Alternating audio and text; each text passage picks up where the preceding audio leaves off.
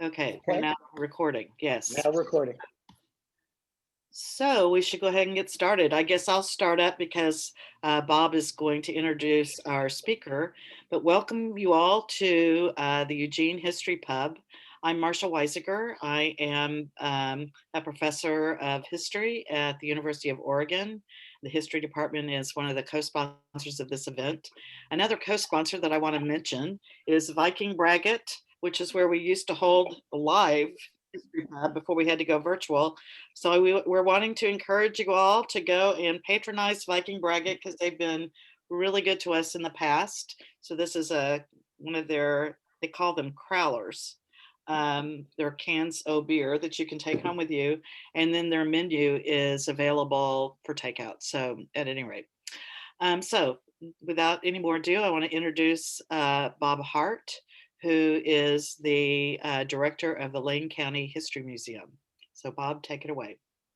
Thank you, Marcia. And it's my pleasure tonight to introduce Richard Gregory Nokes, who has written at least 3, and I think is on his 4th now, popular histories of Oregon. He's written for the Oregon Historical Quarterly and given a paper at one of the Northwest History Conferences as well. But he comes to history late in life. He spent some 40 some odd years as a journalist, much of it internationally for Associated Press. He specialized in economics and diplomatic journalism. If we want to go back to where he picked up this skill, tickles my heart to say he's a Willamette grad. I am not, but I have a daughter who is. So he's a Willamette grad who then went on to Harvard, one of those little known Eastern schools. He was a Nieman Fellow there and involved in journalism there, and then went off professionally into the field. So he comes with, quite frankly, a world of experience. The books are Massacred for Gold, which came out in 2009, Breaking Chains, 2013, and The Troubled Life of Peter Burnett, which is the one he spoke on the last time he spoke to the History Pub.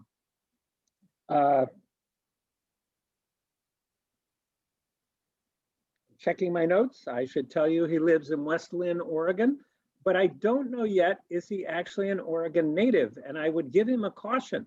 And he is probably aware that West Lynn is one of those communities that was washed away in the 1861-62 Great Flood. So he's living in a flood zone. I hope he's living high up in the flood zone. But Greggy, are you actually an Oregon native? Yeah, born in Manual Hospital on the Portland's east side, as a matter of fact, many years ago. So I am a native. And yes, in West Lynn, we've had a tough spring so far. We've had a heck of an ice storm, which wiped out a lot of trees and knocked out our power for a week. So we've had our experience with weather already. Well, let's hope you don't get any more with high water in the near future. At any rate, we have to worry about that. But it's my pleasure to introduce R. Gregory Nokes, author extraordinaire, and please help me welcome him. You can either, with reactions on Zoom, do clapping, or kind of do it like so. So take it away, Greg. Well, thank you, Bob and Marcia, for inviting me. This is, I think, the 4th time I have done a talk here at the History Pub. And Bob already mentioned my books, and I'll go through them here quickly if I can. There we go. One is Massacred for Gold. I was going to show that. Breaking Chains, The Troubled Life of Peter Burnett. And now we are doing Eminent Oregonians. I do not have a book to show here. This is coming out probably in, I'm guessing June or July. It's being published by Steve Forrester, the editor of the East Oregon, Astoria, Bend newspapers.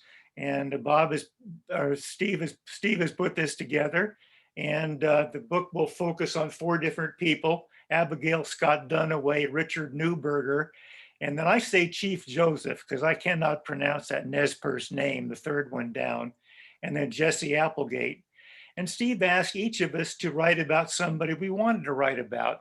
And I was always intrigued by Jesse Applegate because of his multiple roles in Oregon as a force, helped to design the Oregon's Constitution, and as we know, developed the Applegate Trail and was very much opposed to slavery in Oregon. So an intriguing fellow. And you can see that his photograph on the cover of this book is not really a photograph, but a sketch. Jesse considered himself as being unsightly, ugly, I guess. And so he refused to have his photograph taken. And it was a nephew in later years who did this sketch, I guess, from memory.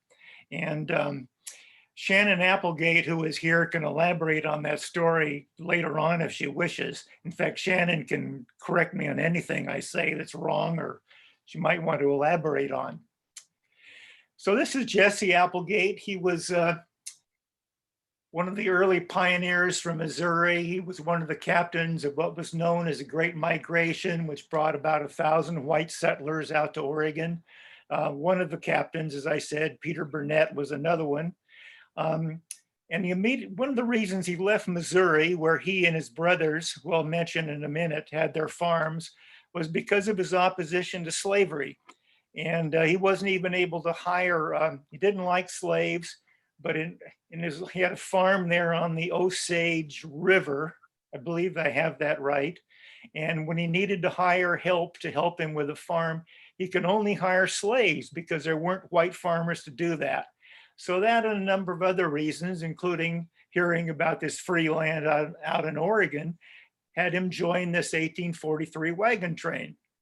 And these are his brothers. On my left is Lindsay Applegate, and my right is Charles Applegate. And Shannon Applegate, who was with us, is a great-great-granddaughter of Charles Applegate. And all three of these brothers came from Missouri in 1843 on that wagon train. Jesse was the youngest of the three brothers, but was considered the brightest. And people looked to him for leadership. And so he had another brother, Lindsay, who chose not to come to Oregon. But Lindsay and Charles and Jesse all sold their farms or got rid of their farms and came out to Oregon. They brought 22 children and probably half a dozen different wagons. And they settled first in today's Marion County. This is the red line, of course, is the Oregon Trail. And you're all familiar with that. Came out to Oregon City. And then below here, which I'll talk about in a few minutes, is the Applegate Trail. This is the old California Trail, the black line. And Jesse Applegate in 1846 developed, along with his brother and Levi Scott and some others, developed this what became known as the Applegate Trail, which was a southern route into Oregon to avoid the Columbia River route, which was considered dangerous for a number of reasons, one of which both Lindsay and Jesse each lost a son in the Columbia River when one of the rafts was caught in a whirlpool, and both boys were drowned and their bodies never found. And that tragedy, plus ongoing conflict with the British in the region, caused them to seek out a new trail into Oregon, and they helped to develop the Applegate Trail, which became an alternate route into Oregon. They first settled in Marion County, and then in Polk County, and then they moved on into southern Oregon to what is today Douglas County? Yeah, Douglas County, I think. And this is near the town of Yoncalla, which is a small town there. And Jesse became intrigued in Yoncalla because in developing the Applegate Trail in 1846, they became intrigued with this area. And he was one of the first white settlers here. And his brothers seemed to always follow him. So all three of them came down and they built these wonderful homes. And as you can see, this is a very special house. And this was Charles Applegate's house. And I had the pleasure of visiting this house as a guest of Shannon and Daniel. And Shannon cooked me the most wonderful breakfast using Charles Applegate's original kitchen. And the house is extremely well maintained. And I think it's the oldest house in Oregon, still in the ownership of the original family. And Shannon and Daniel live. I said Daniel, it's not Daniel. It's Shannon and it's Daniel. They live nearby. So it's a beautiful home. The Lindsay and Jesse also had homes in the Yoncalla area, but both of those are gone. Jesse, part of Jesse's story is he lost all of his wealth while in Oregon, and we'll come back to that in a moment. But here's a sign, the Charles Applegate home built in 1852, and the property's in the National Register of Historic Places, and it's just wonderful. It's just on the outer edge of Yoncalla. And here's Shannon Applegate. Hi, Shannon, with a drum that was on one of the rafts that was carrying the two boys who were drowned in the Columbia River. And the drum was later found downriver, and it's on display at the Charles Applegate house. And this is Alita Nederheiser. She's a great-great-granddaughter of Jesse Applegate. And we don't quite know exactly where Jesse Applegate's home was there on Yoncalla Mountain, but we do know where the cemetery was. He'd set aside some land for a family cemetery, still in use today. And Lita has her hand on the gravestone for Jesse Applegate, and on the other side for his wife, Cynthia. So one gravestone served both people, and this is a replacement gravestone, I'm sure. But a lot of members of the Applegate family are buried here. And I behold to both Shannon and Lita for the books that they provided and help they provided. So Shannon has written a number of books, one of which was very helpful to me, called Skookum, an Oregon Pioneer Family's History and Lore, which I cite in the book. And then Lita has written another book called Jesse Applegate, A Dialogue with Destiny. So they're both have helped me a lot in developing my book. This is Captain Jack. I will call him. His name was Kit Push in the Modoc tongue, and since I can't pronounce that name very well and will stumble over it every time I try it, I will call him Captain Jack in the presentation that I'm going to make. This is, Jesse had a number of interests here. Let me start out by reading a little bit from what will be the beginning of my article on Jesse Applegate. Jesse Applegate, whose philosophical musings earned him the nickname the Sage of Yoncalla for the mountain on which he lived, once told a friend how he hoped he might cheerfully die. Most of all, he wanted to die at his home, his wife Cynthia at his bedside. His thoughts on a good death were in a letter to his correspondent of many years, U.S. District Judge Matthew Deedy, at a time when Applegate was worried about both his health and finances. And now I'm quoting from that letter. To die at home on your bed with your wife who has ministered to your pleasure and soothed your pain so many years of your life, to smooth your pillow and moisten your lips while the struggle still lasts, and to close your eyes and compose your limbs when it is over, to speaking a parting word with a friend and bid farewell to such of your children as have remained faithful in duty, these, if there is anything, will take away some of the sufferings of death, will do it. It seems to me, Applegate added, there would be some cheerfulness in meeting death with such surroundings. But such a contented death was not to be. When Jesse Applegate died in 1888 at age 76, he was penniless and a widower. Cynthia had died in 1882, and he was only months released from the Oregon State Insane Asylum. Death came at the home of his son, Alexander. His own elegant home on the house, his own elegant house on the lower slopes of Mount Yoncalla in Southwest Oregon had been seized years earlier to pay his questionable debts. It was a tragic ending for someone who had stood for many years as the conscience of Oregon, a voice of fairness and equality when those qualities were in short supply among many Oregon leaders. Pulitzer Prize-winning historian Bernard DeVoto praised Applegate for developing the Applegate Trail and for his other contributions to early Oregon. Applegate, he wrote, was then and long remained the first citizen of Oregon.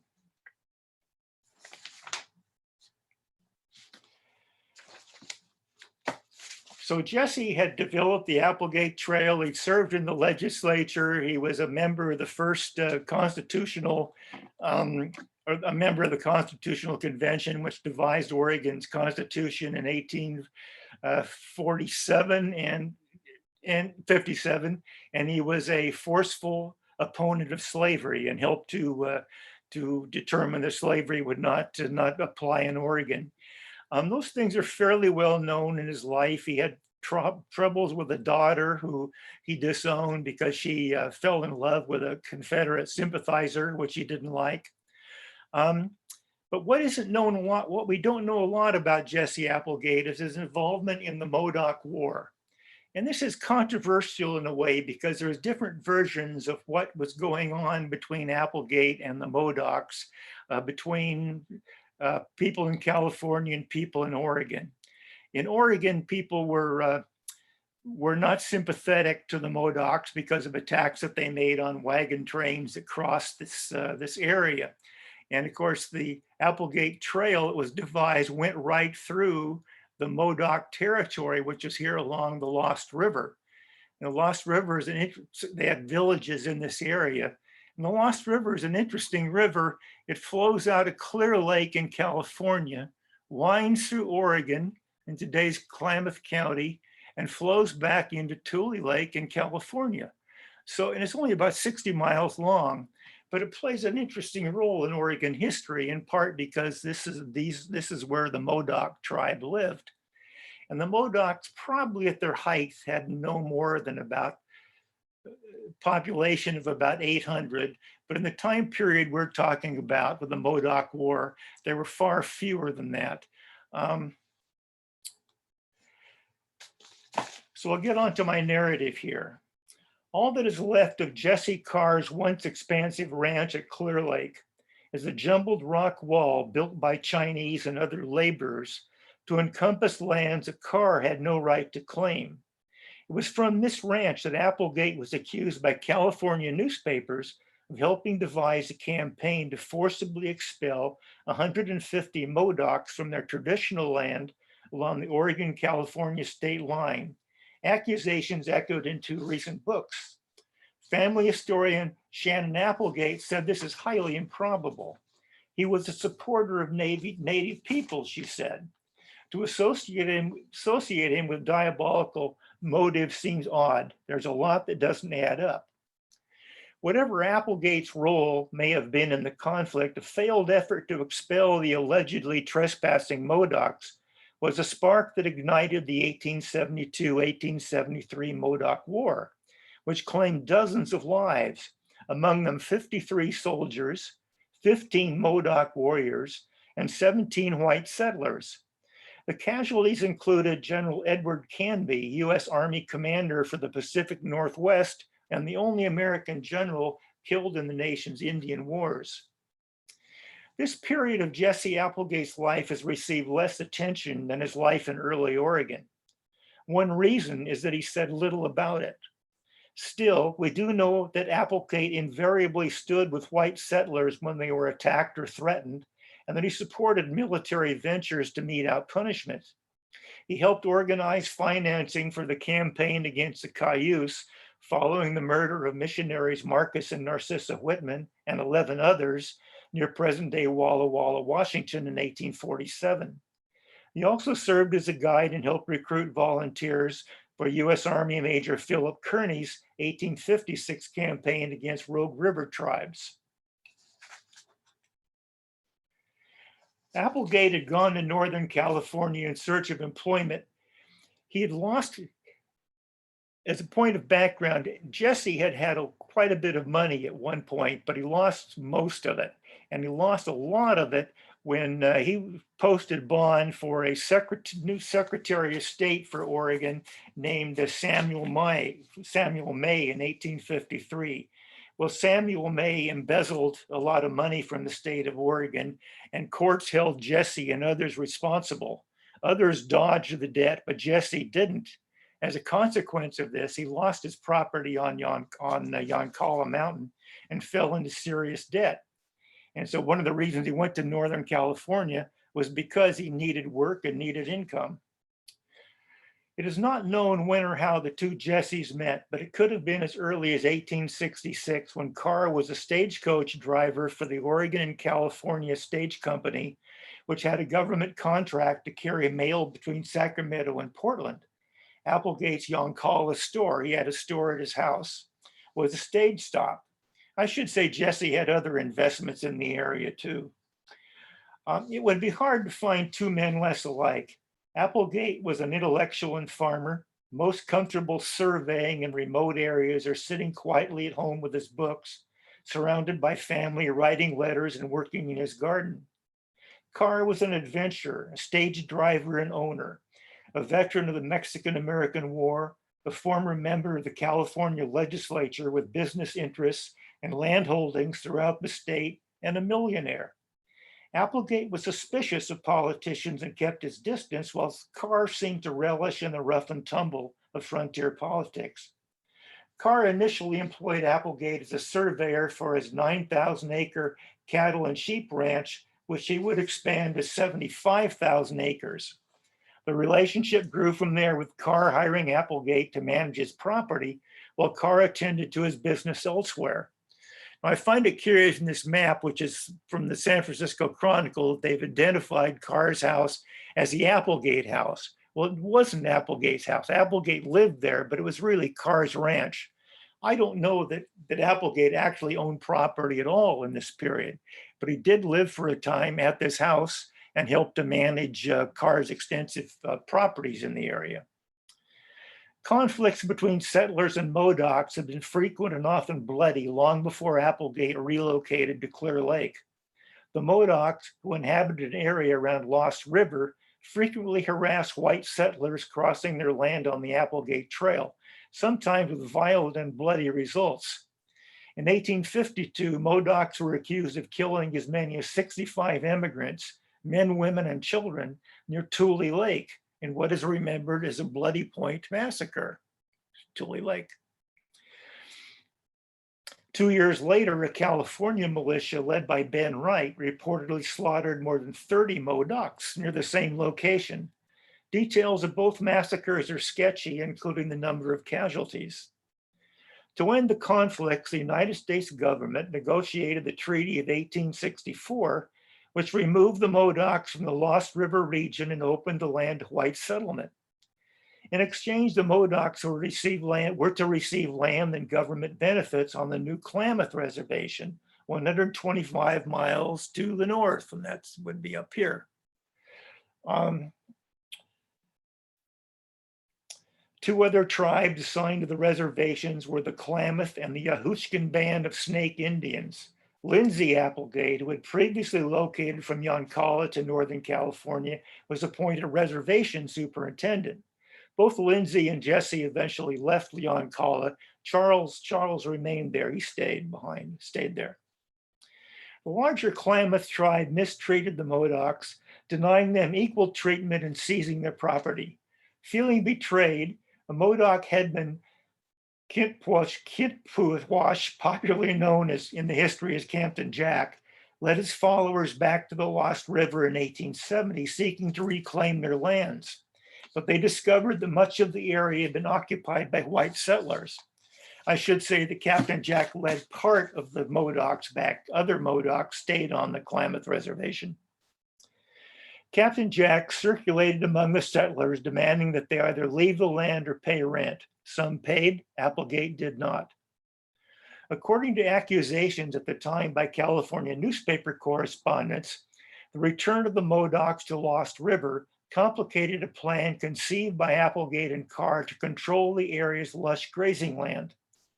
There is no doubt Applegate had little patience for the Modocs. In a letter to Alfred Meacham, the Oregon Superintendent of Indian Affairs, in July of 1871, he wrote that the Modocs posed a constant threat to settlers on their property. So much were the widely scattered settlers at the mercy of the Modocs, he said, that a state of terrorism existed among them. Applegate told Meacham that he had conferred Oop. Applegate told Meacham he had conferred with a Modoc called Captain Jim, second in command to Captain Jack, about a proposal Meacham once had broached with Applegate to establish a small reservation on Modoc Lake in California, today's Tule Lake, which is fed by the Lost River. A reservation on the lake, Applegate reported, seemed to fill him with joy. It was all they asked for, a place at the mouth of Lost River for a home. And evident sympathy, he quoted Captain Jim as saying that the Modocs, and I'm quoting, have no house, no home, no country. The settlers were pushing aside their wigwams and building the white man's house where they stood. The soldiers chase us to the mountains where there are neither roots nor fish. Our hungry women are hid away and in constant fear of the soldiers. And we, the men, are dodging this way and that, not knowing at what moment the soldiers will be upon us, until life has no pleasures for us and we are ready to die. In a follow-up letter to Meacham in February 1872, Applegate reported that the threat had worsened and criticized him for not taking action. The quote, arrogance and impudence of the Modocs had been greater than ever before, and the patience and forbearance of the settlers most inclined to peace is well nigh exhausted. And he was speaking of himself too, of course. He warned that open hostilities may at any day commence between them. The Meacham letters have been cited as evidence of Applegate's complicity in the campaign to forcibly remove the Modocs from the Lost River area. But the issue is not whether Applegate wanted them removed, he did, but whether he favored waging war against the tribe, even as a last resort. Meacham's replacement as superintendent of Indian Affairs resolved to return Captain Jack and his band to the Klamath Reservation by force if necessary. 36 soldiers from Fort Klamath, I'll jump around here. 36 soldiers from Fort Klamath, this is Fort Klamath on the screen, marched on their camp on November 19, 1872, with Lindsay Applegate's son Ivan as interpreter. Negotiations went badly and fighting broke out. One small band of Modocs killed 18 male settlers. Captain Jack and about 150 men, women, and children retreated to the cover of the rugged lava beds on the south shore of Tule Lake, where they had left 100 head of cattle in preparation for a siege. Although Captain Jack apparently sought to avoid war, the killing of the settlers made it impossible to turn back.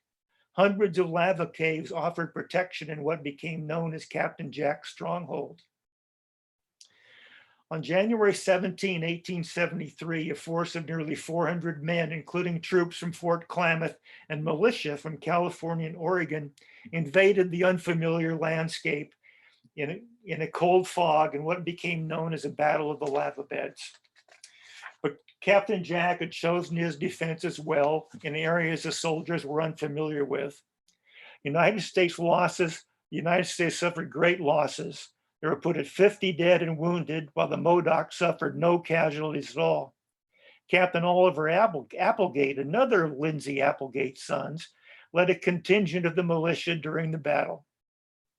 Captain Jack's small band of warriors resisted for 7 months, capturing the attention of the nation's newspapers and generating sympathy for the Modocs in the eastern United States. When word of the militia's defeat in the lava beds reached Washington, D.C., the Secretary of the Interior named a peace commission to negotiate with the Modocs. Meacham was appointed to head the commission, and he requested that Jesse Applegate be included. He picked Applegate, he said, as a man of long experience on the frontier, possessed of eminent qualities for such a mission, aside from his personal knowledge of existing hostilities and personal acquaintance with the Modocs. When the commissioners met informally at a small hotel in Linkville, which is today Klamath Falls, in February, they concluded that they needed a more private venue and decided to move to a ranch belonging to John Fairchild, south of Lower Klamath Lake in California and 25 miles from the lava beds. Oh, we're not going the right way here. Shoot. Sorry, I thought I could pull this off and I can't.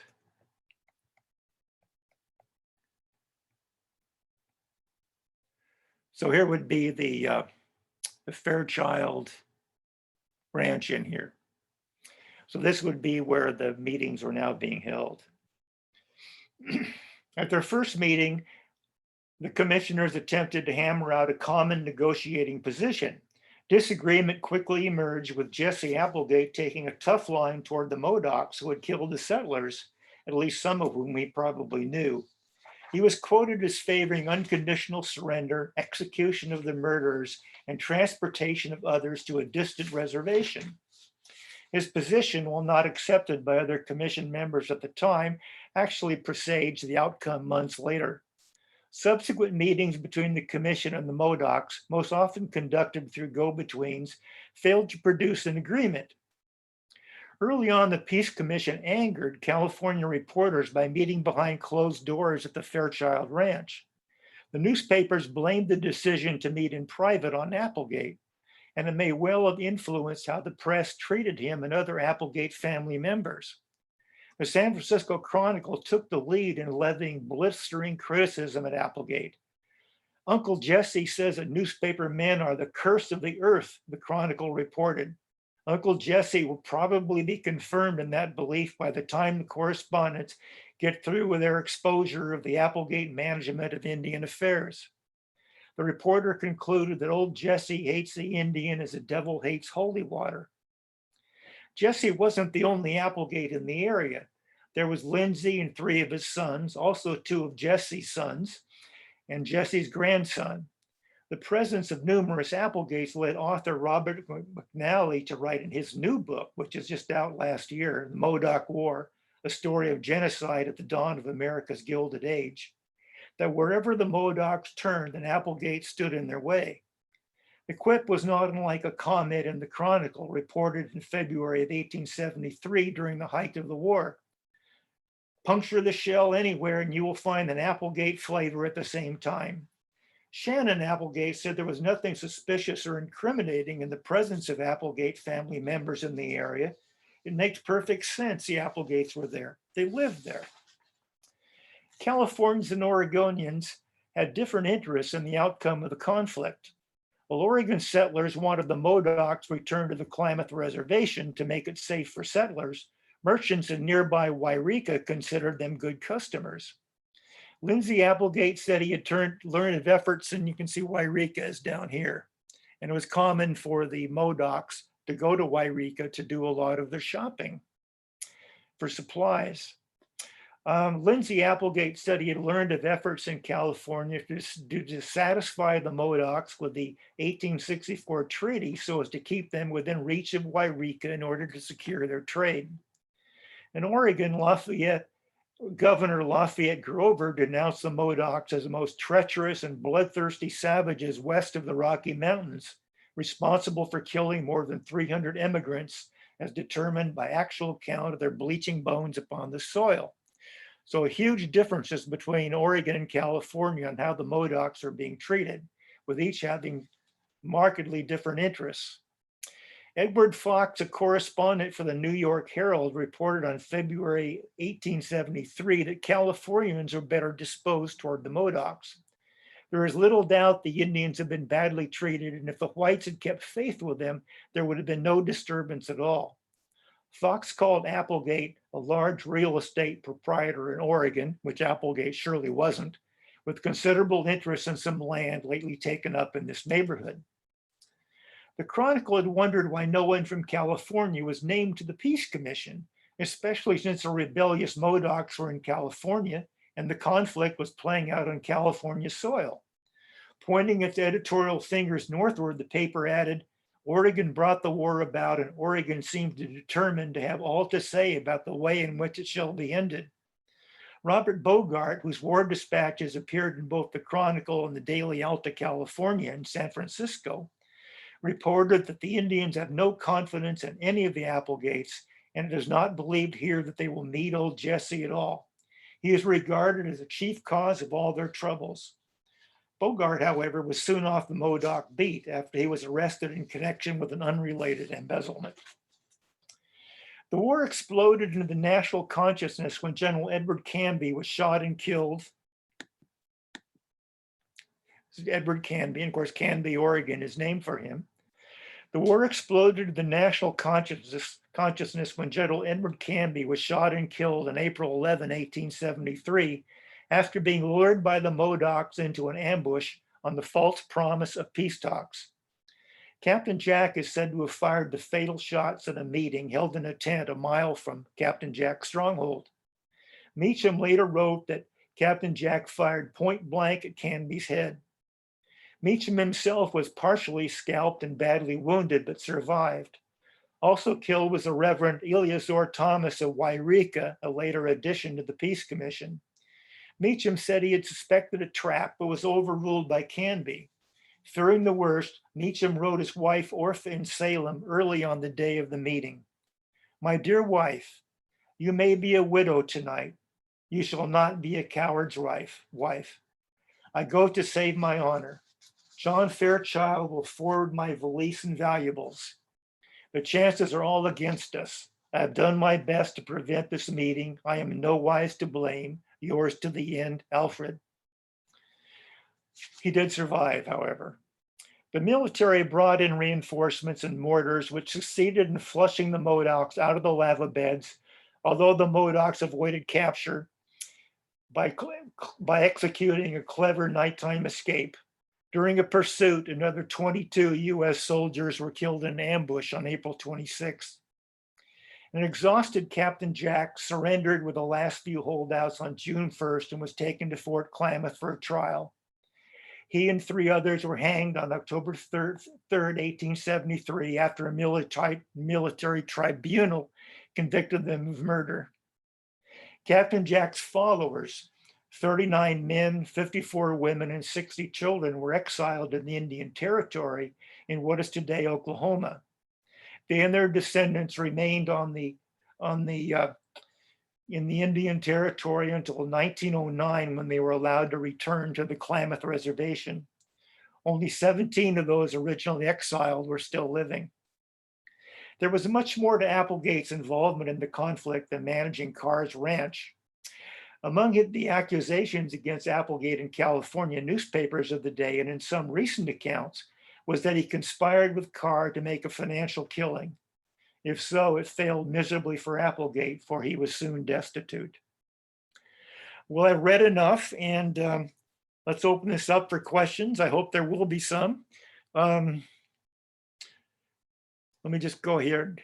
This is a couple more slides before I turn it over here. This is a plaque at Fort Klamath, which was established in 1863 to kind of supervise the relations between the Modocs and the settlers. It was abandoned in 1889. This are soldiers at some war scenes here. And excuse the fuzziness, I cribbed these off the internet. This gives you some indication of what some of these caves were like and what the soldiers were up against in trying to flush the Modocs out of the caves. Didn't work well. This is on the shores of Tule Lake, an Army encampment. These are probably militiamen posed after the combat, and you can see what rugged territory these lava beds are. I walked through these lava beds with my mother when I was in high school, about age 14 or something like that. It was an interesting experience.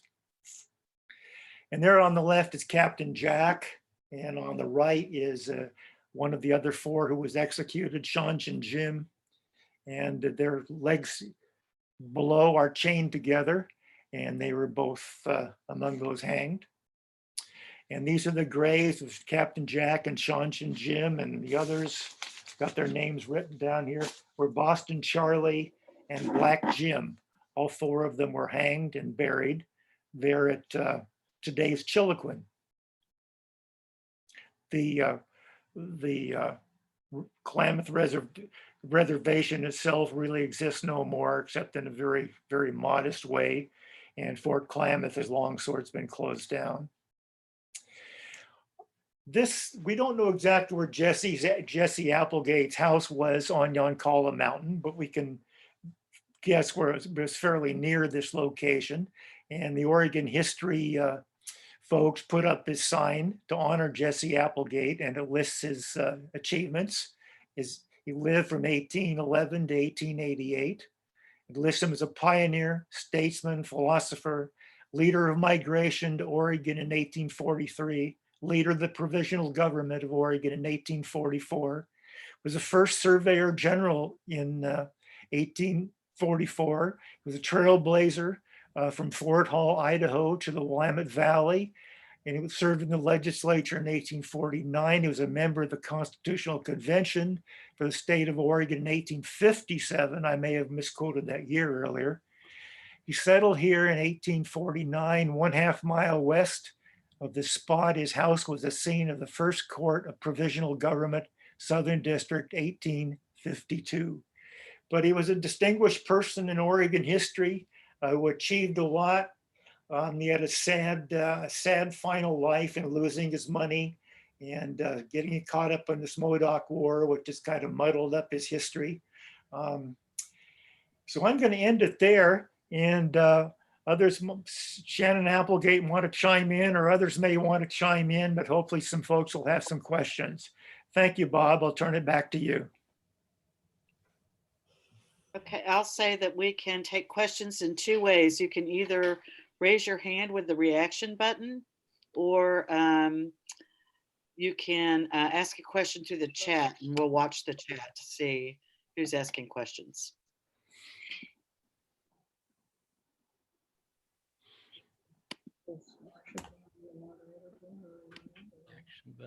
I think Marcia's doing it. Yeah. Okay, I don't see any in the chat yet. I can ask a question. And Trueway has his hand up. Go ahead. Yes, the question for Greg or Shannon, maybe I've asked Shannon already. At the cemetery, all of the graves are oriented east-west, as Christians tend to do, except for Jesse's. If his headstone is any indication, he's north-south. Is there a story behind that? Shannon? Can you hear me? Yeah. Yeah. Actually, Nita Heiser is the person who should be asked this question. I hope she's here tonight. I doubt that there is a story connected to that, because I think it is, as was mentioned before, a relatively recent headstone. It was a replacement. And I suspect that maybe not everyone was familiar with the Christian tradition of having graves east to west. The idea being, that when Resurrection Day came, you would stand up in your grave and you would be facing east to the sunrise in the Christian tradition. But I don't think that there was anything especially significant about the placement of Jesse's stone. He certainly was not an agnostic. I don't think he was a committed Christian like some members of the family, especially the women. But anyway, I want to say something about Ben Truey. Greg, you guys know each other? Not really, no. Well, I just want to kind of give Ben a plug. He is one of the most knowledgeable people that I know about the history of Southern Oregon. And actually, Greg, I sent you some things at some point that Ben had found. You did. So I was really interested. Yeah. And I just think that Ben has, Ben, don't you give talks on the Modoc War at times down in Southern Oregon? No, I stay away from the Modoc War. It's too easy. Too easy? That's the kind of, yes, that's what you expect from him. Anyway. Okay. Hey, Anyway. Oh, go ahead. I'm sorry. Yeah. We have a question from Ruben Zoller. I'll let you ask the question, Ruben. Unless you'd rather. No, that's all right. I'm just, well, I wanted to ask if you have any sense of what, like, what's the we've got, so I'm interested that there's controversy regarding Applegate and sort of what were his intentions and his actions regarding the Modoc. Do we have any sense of what were his, what he actually wanted? What's his long-term vision for Native Americans in Southern Oregon or in Oregon in general? You know, I'm fascinated to see that there are it sounds like there are some whites, merchants in Northern California who want Modoc as customers. I imagine there are other whites who just simply want to get rid of them. So anyhow, so like, can you kind of give us a sense of like, what's the vision that prominent whites in this area have for the native population? I think they wanted them primarily, the attitudes against the Modocs were primarily from Oregon, the people settling along in Southern Oregon in that area. And of course, the Modocs had staged a number of attacks on the Applegate Trail and killed a number of people there, as I mentioned. In California, the interests were different. I don't think they caused a lot of problems to the people in California. I don't know that for a fact, but we do know that the merchants in Wairika, which is the nearest town of any size in California, valued them as customers. And because of how the conflict evolved with Oregon becoming kind of involved in Northern California, that seemed to rub a lot of the folks in California the wrong way. I don't know what the vision was in Oregon, other than they wanted the Modocs removed to the reservations, along with the Klamaths and the others. They wanted, the land was fertile. They wanted it for grazing. They wanted it for farming, and they wanted the Native Americans out of the way.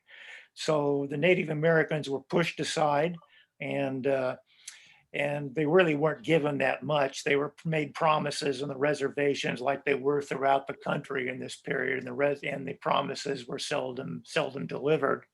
So the Captain Jack would become dissatisfied with his treatment on the new Klamath reservation, would come as no surprise if you want to return. And of course, he was returning to land which was already occupied by the settlers, and so conflict was pretty predictable in this period.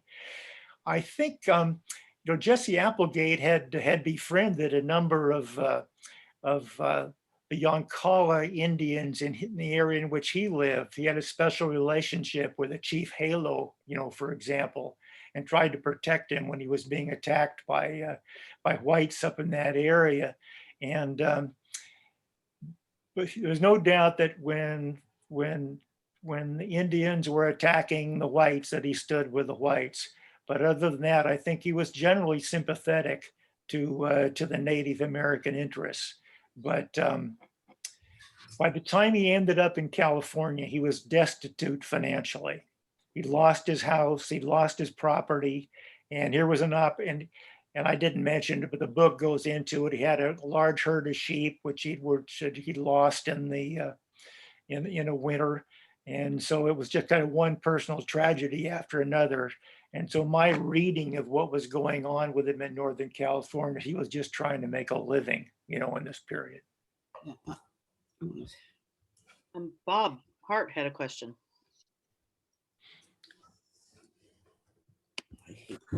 Yeah, Greg, a question has to do with Frances Fuller Victor, who wrote the state's report on the Modoc War. And how useful was what she wrote to your research? I didn't read it, so it can't be useful at all. I really wasn't writing about the Modoc War per se, but about Jesse Applegate's role in the Modoc War. And of course, one bled into the other that way. But I did not know of her report on the Modoc War and did not read it. Sorry. Yeah, OHS published one of the last books while they were still publishing books on Frances Fuller Victor. And I'm familiar with her from her work on Joseph Meek, but the state actually commissioned her to write a history of the Modoc War. And in reading between the lines in the book, the author certainly suggests that she was a widower. Well, that isn't quite right. I guess at that point she probably was a widow, and because her second husband had died in a shipwreck, and the letters that went between her and Lindsay's son, OC, are rather interesting. And I quite, in trying to read between the lines, I think there was some romantic interest there. But I would love someone else, and maybe Ben would like to comment on that. But this 21st century person reading this stuff, I kind of went, whoa, there's something going on here. Shannon wanted to say something. Yeah. First of all, you know that Francis Fuller Victor visited Jesse Applegate and to interview him at a certain point. Okay. And just a side comment about Oliver Cromwell Applegate, an intriguing figure. He was, of course, Lindsay's son. He was the editor of the Ashland Tidings. He was an extraordinarily intelligent man, but also during this time prior to the Modoc War, he was at the Yannick's agency, sub-agency, the Yannick sub-agency, and he spoke several dialects, including the Modoc language. And when Captain Jack was hung at Fort Klamath, Captain Jack asked for the services of Oliver Cromwell Applegate. Oliver Cromwell Applegate heard his last words. Wow. This was something that was written about in the Oregon papers of the time. It's really very moving.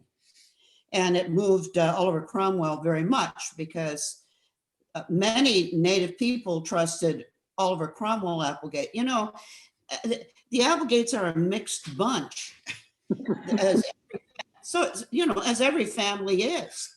Yeah. And my comment to Greg about it was natural they would be there because they were living there, that sounds sort of simple, but in fact, it's just that's where they had their ranches. That's where they went to be. So naturally, and they were prolific, God knows, in terms of offspring, but they, like every family, had those who I think some were suspect, like Ivan Decatur Applegate, one of Lindsay's sons.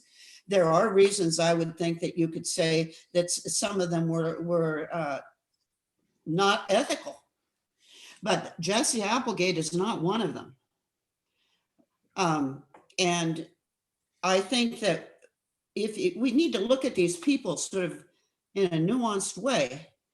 I think that Jesse began, as many individuals do, as an idealistic supporter of Native people and Native culture. And he stepped in often, and as Greg already noted, not only was he a friend of Klamath, who was called Chief Halo by the settlers, but he intervened in a really dramatic way when a Native person here was murdered, a man by the name of Dick Johnson, who was murdered in Yoncalla. And Jesse Applegate absolutely stood up for him, wrote to Joel Palmer at that time, and so on and so forth.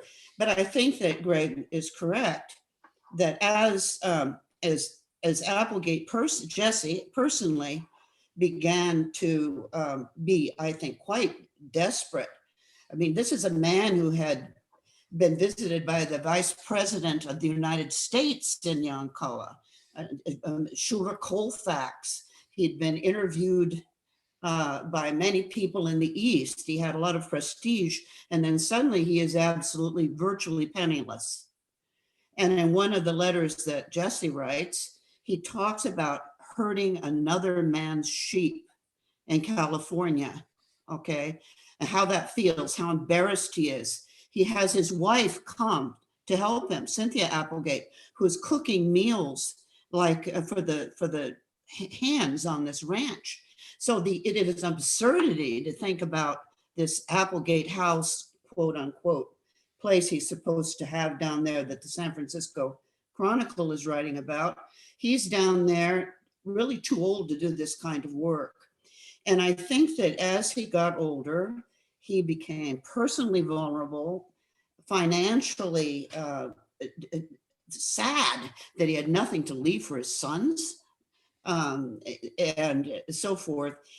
He was never a real estate guy, a speculator, wiping his hands together to see how much he could take people for, particularly the native people.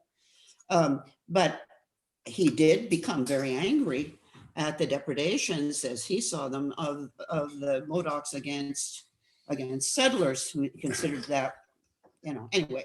But I just, it's hard to be a person in the family and to try to be an objective witness to this great historic story, but I do try, and I don't hold Jesse up as some sort of pioneer idol, but in this case, I think that the current examination, quite rightly, of the things that have happened to Native people at the hands of white settlers, and it's absolutely appropriate, absolutely appropriate.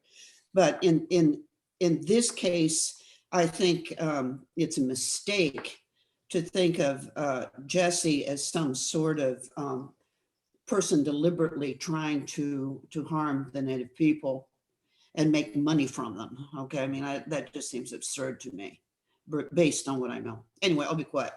There are And if you're people. looking for a villain, there are so many to choose from. Why pick on Yeah. Jesse? Yeah. Al LePage here. I have a. Oh, hold on. Excuse me. We've got two other people ahead of you. Oh, you do. I'm sorry. Yeah, sorry. Angela Rothman is next, and we'll call on you third. So go ahead, Angela. Thank you. I just have a quick question for Shannon, because we got to see a picture of the Applegate house that's on the National Register. I was curious, when was it put on the register, and what was and why? Like, what was the argument for it? Just tangential, but I was curious as we saw the picture. 1974, it was put on the register. Immediately after the National Register of Historical Places was established by the Nixon administration.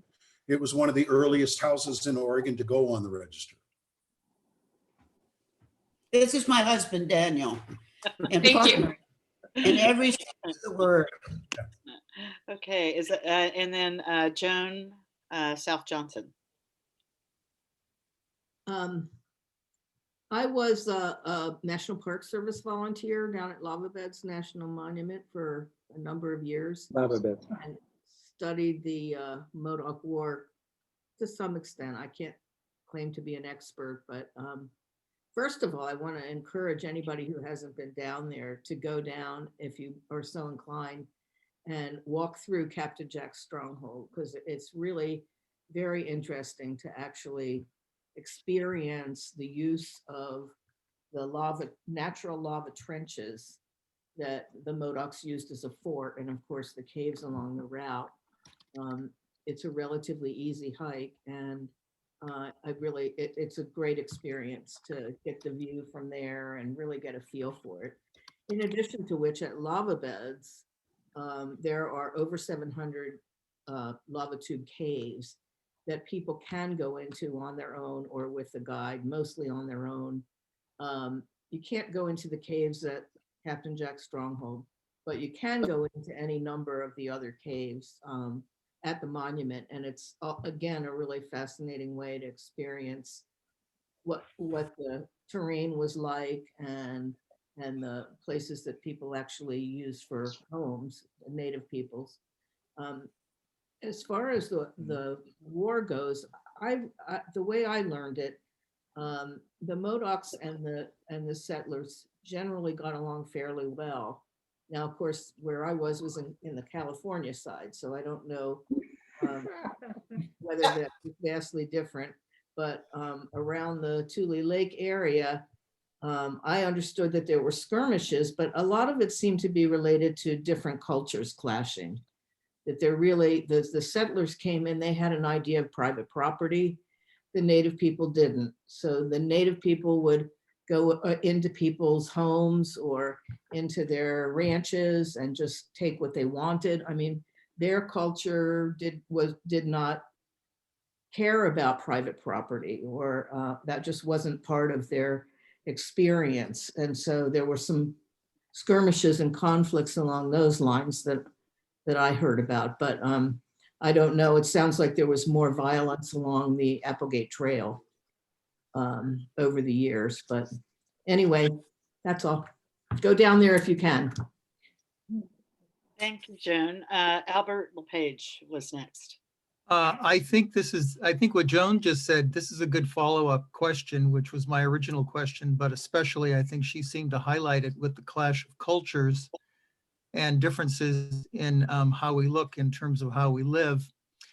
Given the recent acknowledgement, I think around the world that various peoples have come into various other people's lands, indigenous lands, and basically taken them away.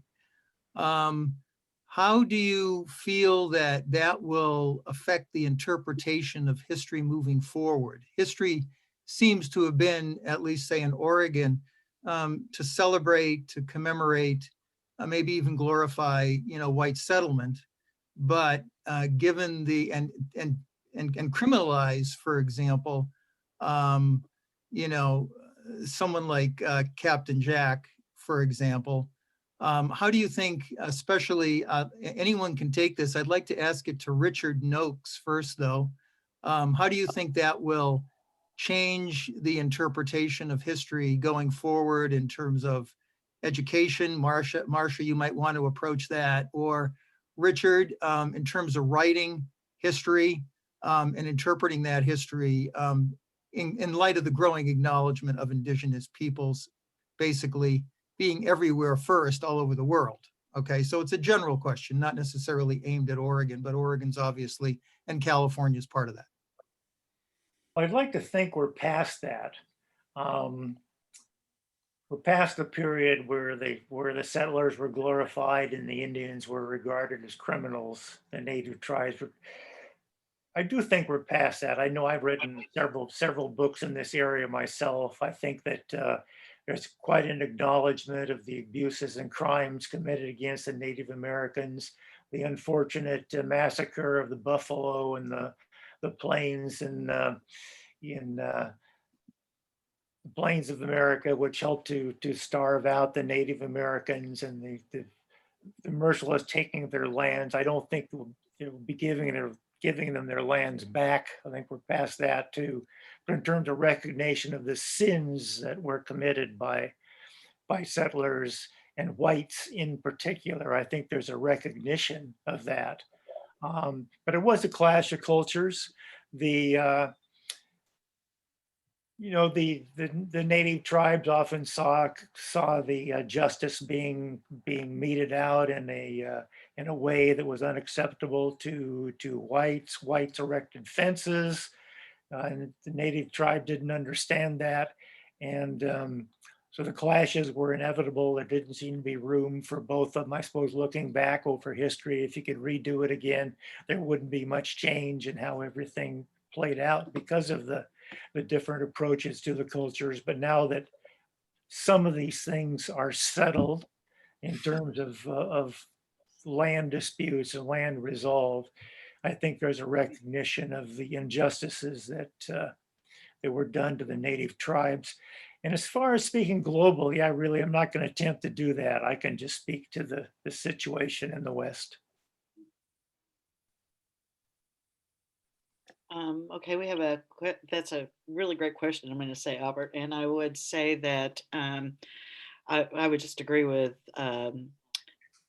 Nokes that there's major changes that have been going on that have recognized settler colonialism as genocide, of kind of ethnic cleansing, that but really genocide. And even if It wasn't about killing every last person. It was still the idea of erasure of people. And so I think that's the way things are more and more interpreted today. I think that's actually more accurate than the old way of interpreting Western history.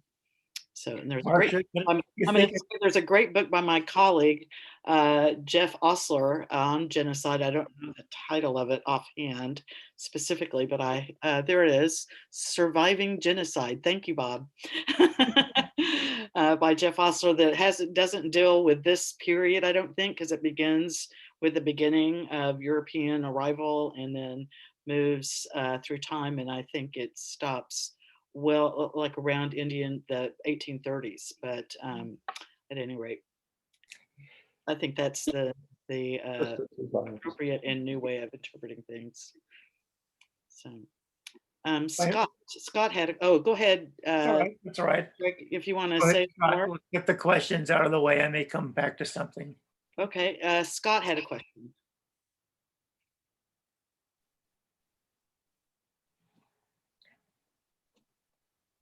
Scott, are you still there? Maybe he stepped away for a moment. So does anyone else have a question?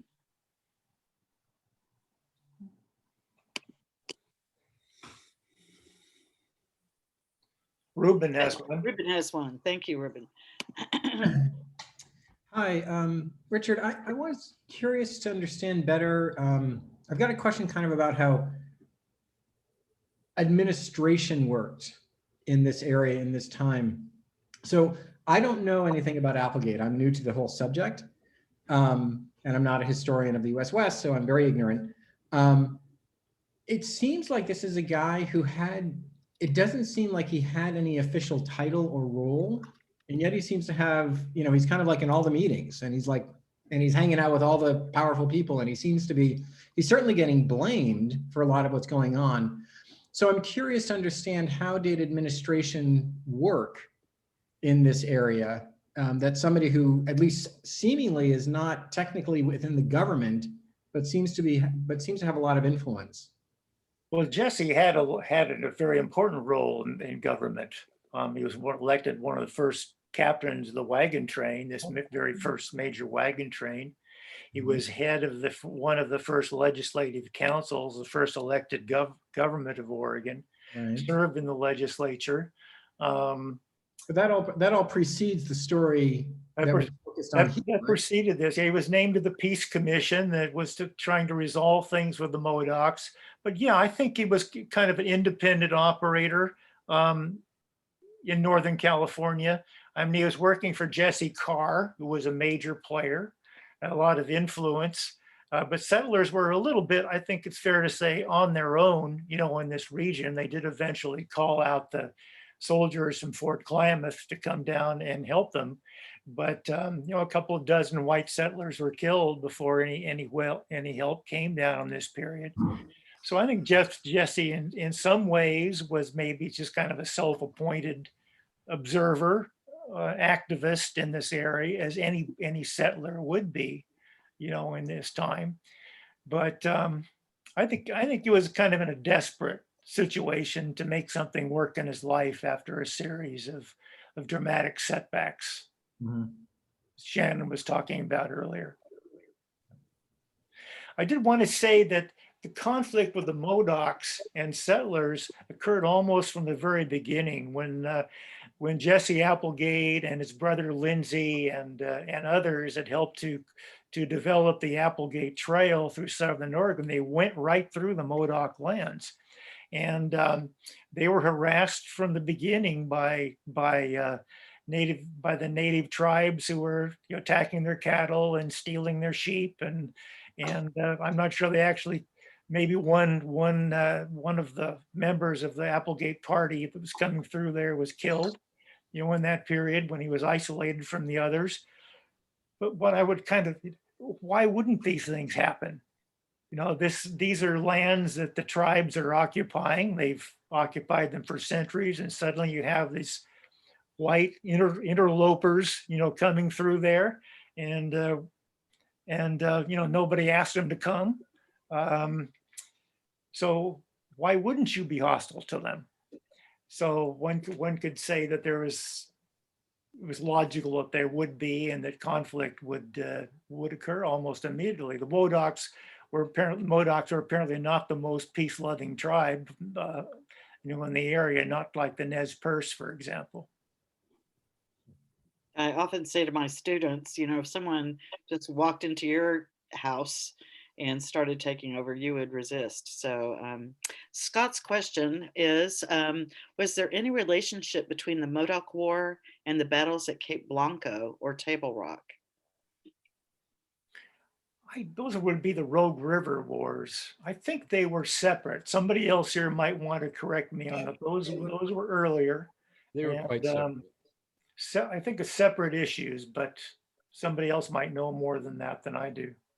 Yeah, the Rogue River Wars were over in 1856, and the population that had formerly occupied southwestern Oregon had, east or west of the Cascades had been moved to the Coast Reservation.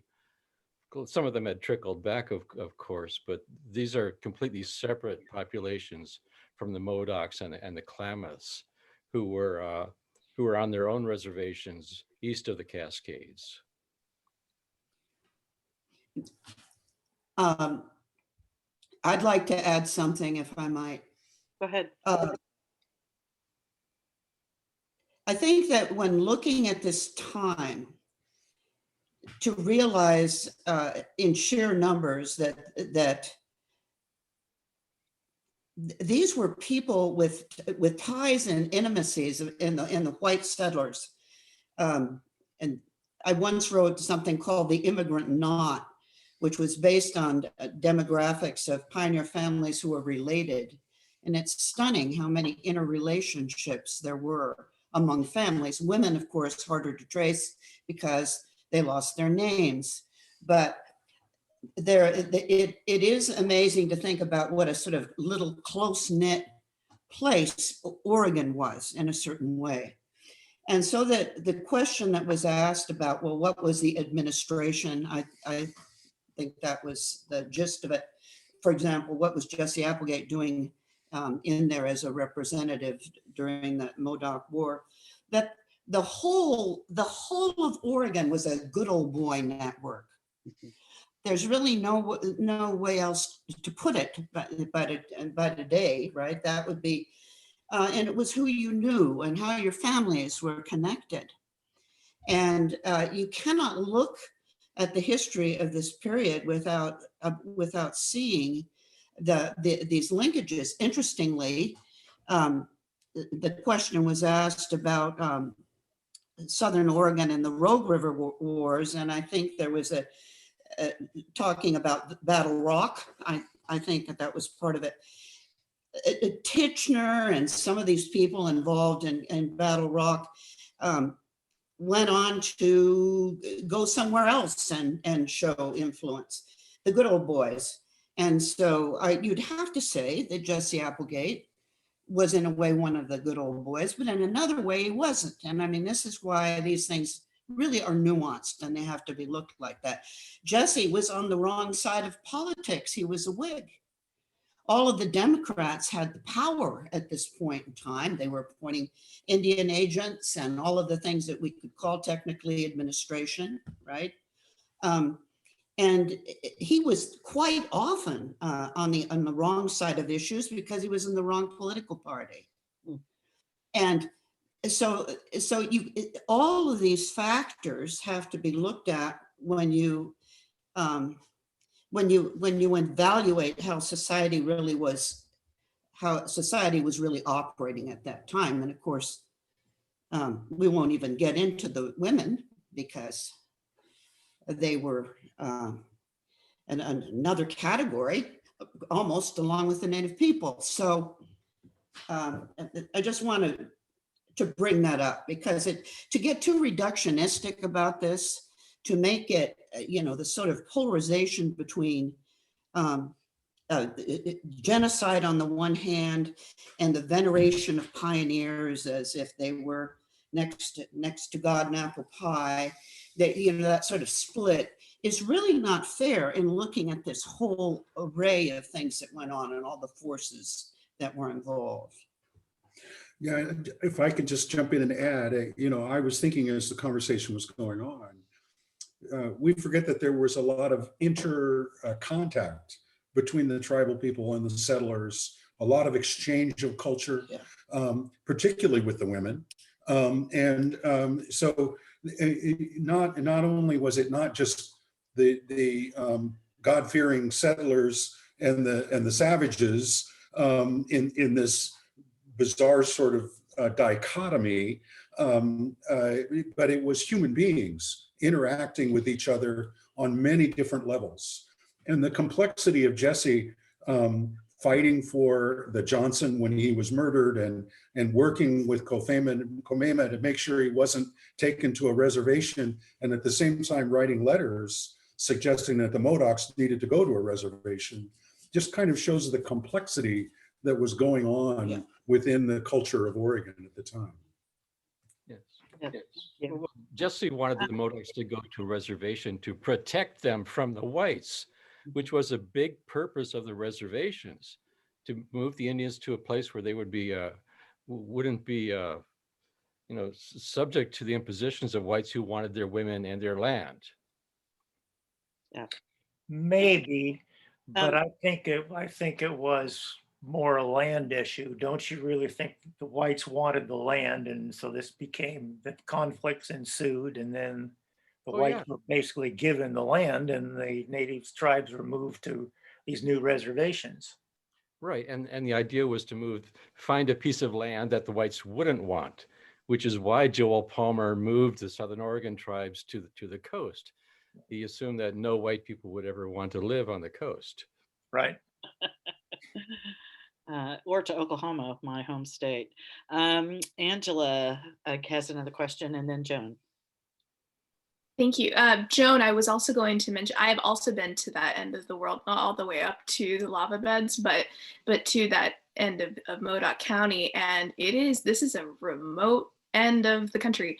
And where, so I wanted to mention that to you. My question for Richard would be, where would you unpack a little bit what then how much did Applegate participate in the violence that was going on with this war? Because from my research and understanding, the history of California and Oregon is an extremely violent one, especially as regards Native and white settler interactions. So I'm not sure if this is where you were going in your talk, but would you unpack how much Jesse participated? And if so, would you say there was any, complicit is a strong word, but that's the only word I can come up with to ask this. I think he was mostly involved in the Modoc War in terms of his opinions, his letter writing, the pressures. I don't think he was actually an active fighter. I think it's true that after Captain Jack was finally captured, that one of the first places the soldiers took them was to the where Applegate lived, the so-called Applegate Ranch. So he was involved peripherally in the conflict, but not directly. I don't think now members of the Applegate family were nephews and grandnephews in particularly.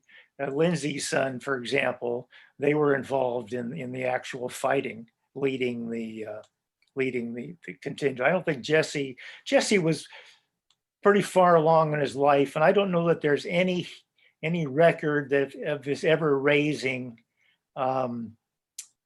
getting in a fight with Native Americans or anybody else, as for that. I think he was pretty much a peace-loving man. I think that was mostly his history. And I think in the Modoc War, obviously he wanted the Modocs forcibly, or not forcibly, but wanted them removed from the area. But to the degree to which he favored force, I can't speak to that. I really don't know. Yeah, Jesse did do some fighting when he was with Kearny in 1851 in the Rogue Valley. He was killing Indians like everyone else. I didn't know that. Yeah, it's clearly documented. but unfortunate. Joan had her hand up. Oh, you're muted, Joan. I just beg to differ with Ben that the intent was to protect the native people. I think that the intent was to reduce the amount of conflict, but I don't see how protection of the native people was factored into that. For one thing, the Modocs and the Klamath were enemies. They weren't. They didn't get along, and the repeated attempts to force the Modocs to live with the Klamath was predictably unsuccessful. And I don't know, I think it's more likely that the reduction of conflict in general perhaps was even that might be a, I don't know, generous way of looking at it, but it could have also very well been the protection of the settlers that came. They were the ones that were sponsored by the government. They were lured to that area, promised and given large amounts of land. It was in the government's interest to protect them. Well, there are multiple cases of incidents where white posses would go to Fort Lane in the Rogue Valley and demand Indians be turned over to them, and A.J. Smith would refuse them. It would actually turn the guns on the white people and say, dare them to cross the line. There's no question that Fort Lane was built to protect the Indians from the whites. It was built on the edge of the Indian reservation.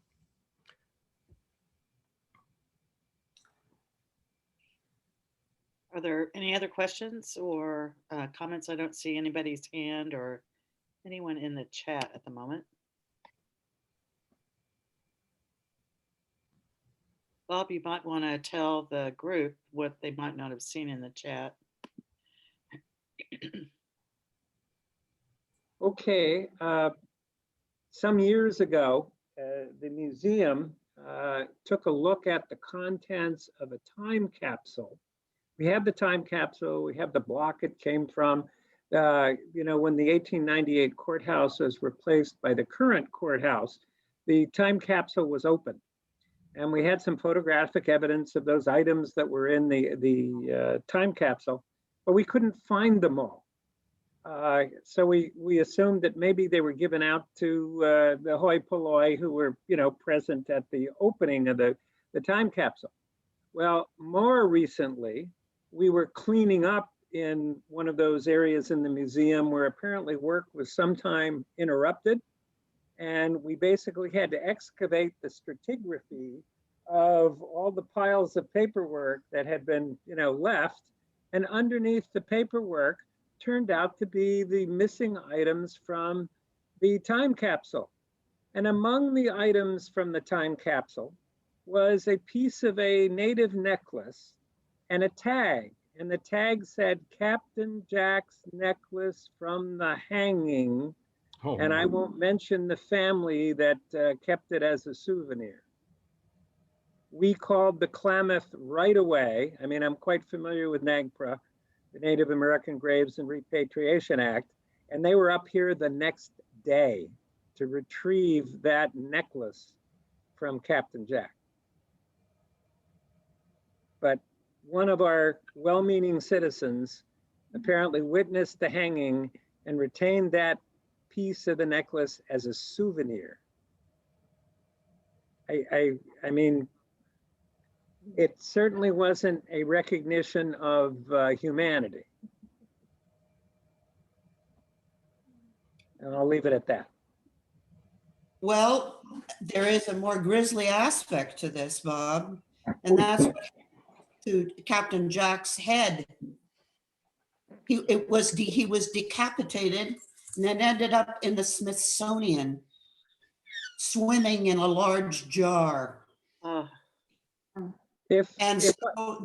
these are, I know when I was collecting letters and diaries, there was a dentist on the east side of the mountains who proudly for many years had the skull of one of the Nez Perce in his office, which he used as an ashtray.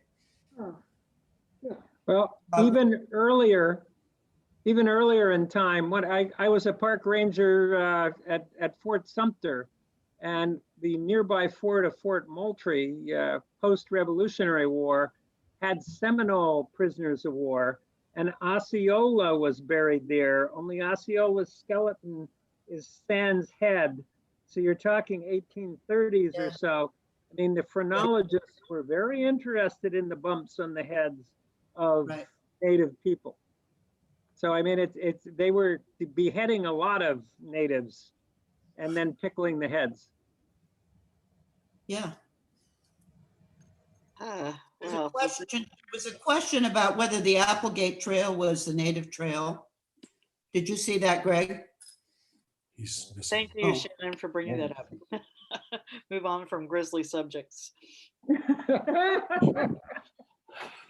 Uplifting. So I'm curious about that. What I assume it probably was a native trail, was it?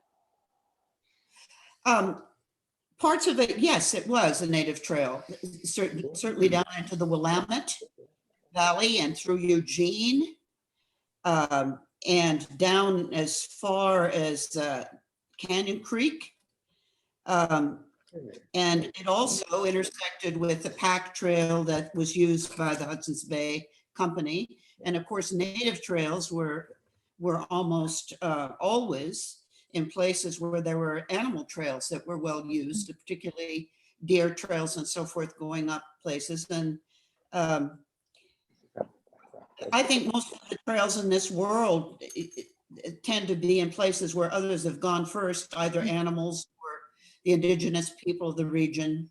And then the people who saw, yeah, this looks like the right way, all right. And I know that's true of the Applegate Trail as well, except that when the Applegate Trail went through the Black Rock Desert area in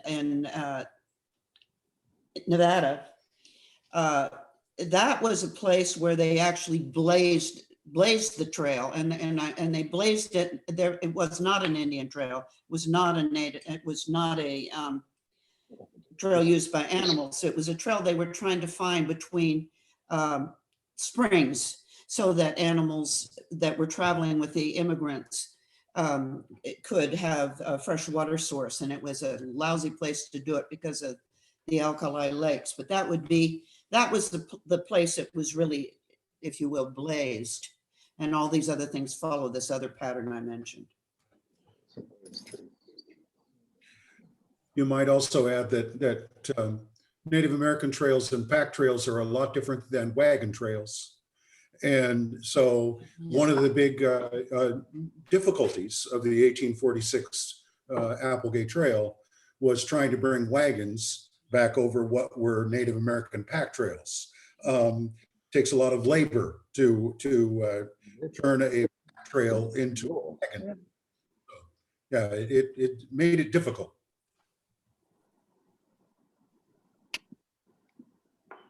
One thing, Marcia, Yes.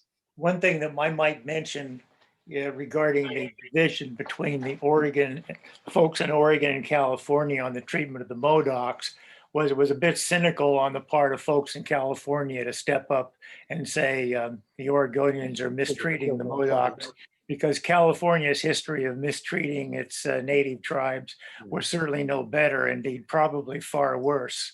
It just happened that the Modocs are good for business in Wairika, and gave an opportunity for the California press to kind of stick it to folks in Oregon. But the treatment of the mistreatment of the tribes in California was also awful, terrible. It was much worse. Much worse. First reservations in the West were in Oregon, and no one in Oregon ever offered bounties for Indian scalps the way they did in California. And the scale of the Indian massacres in California is just staggering. You know, a massacre is nothing to be proud of, but there were never any body counts in Oregon massacres of over 50 at a time. the body counts were always much lower than that. And one of my, if I may, one of my books was about Peter Burnett, who led, along with Jesse Applegate, led that first major wagon train out to Oregon in 1843. And he left Oregon during the gold rush and went on to California, where he became elected governor of California.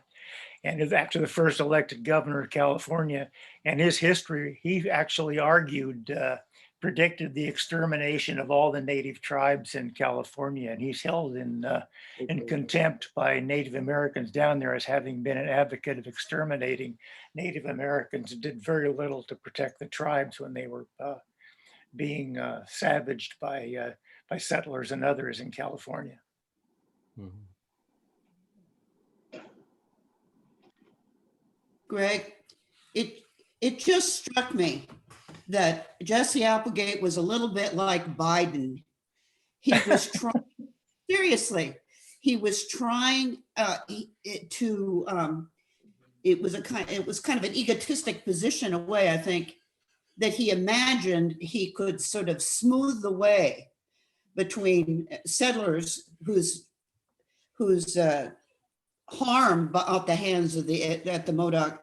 He worried about the way the Modocs were harrying the settlers, but on the other hand, he could see that many of these settlers, he did not support this sort of unspeakable exterminate them kinds of miners who were out to hurt Native people en masse.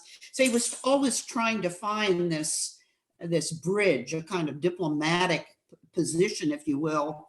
And he got himself in a lot of trouble trying to do that. He was unable to do it in many cases. But I think that's where his, if you will, his philosophy was, his intent, to get back to somebody who had asked about intent.